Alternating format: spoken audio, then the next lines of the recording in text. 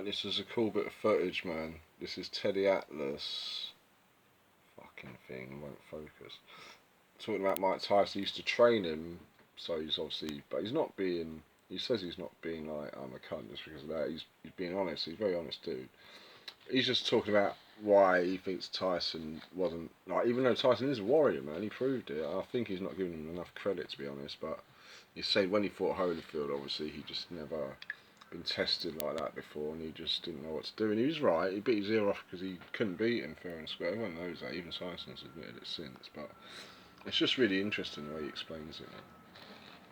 Ways when you were younger, and you purposely looked at them in a way to invoke a certain kind of action, a certain kind of result from them. Just looking at them in a real serious way that you hope that it weakened them.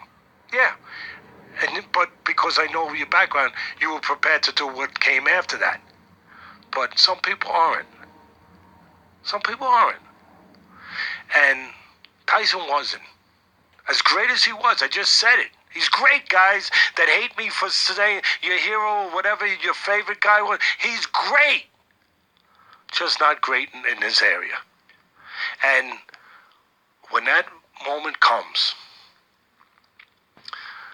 you have to, that's where the truth matters. You have to believe that you're really that guy.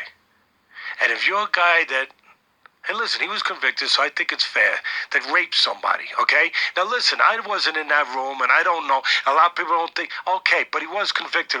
But I know enough people in the business that there was a lot of other bad things that he did that are just not things that you would probably want to hang around with somebody if you're a halfway decent human being that he did that were weak things, okay? Weak things. So when you do weak things, and you know you did those, and I don't know what, but I'm just saying, you do weak things, and you know they were weak things, and now you got to do a strong thing. How do you become strong when you know that you did those weak things, and you know that's really you, and you got a guy across way from you named Evander Holyfield that doesn't give a shit about how hard you punch, doesn't give a crap about what a finisher you are, doesn't give a crap about how fast you put your punches together. He wants to find out. You're going to have to make him a believer by doing it, and doing it in a difficult place because he's going to make it difficult. Because he ain't going to cooperate. When that happens, you got to feel like that person. And when you don't feel like that person, you got a problem. And that's what happened. It wasn't a matter when he bit his ear. It wasn't a matter that he was hungry and he was a savage and he was from the street. Stop the crap. It was a way to get out. Because he knew he wasn't that guy. And when you're not that guy, guess what you have a great talent of? Recognize when somebody is. Yeah. That's your greatest talent. You can recognize when somebody is. And he recognized that Evander Holyfield was. And that was his way to get out.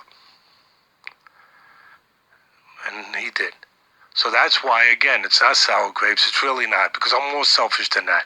I really do care about what my reputation is and whether or not I've been honest about things I say.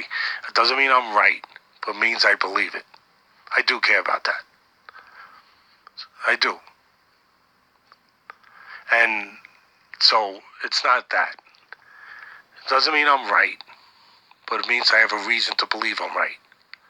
From the way I've lived, from what I've seen, what I've experienced in the business, the human condition, how strong it can be and how weak it can be. And he was as strong a guy as you're ever going to see, but he was as weak a person as you're ever going to find. That's intense.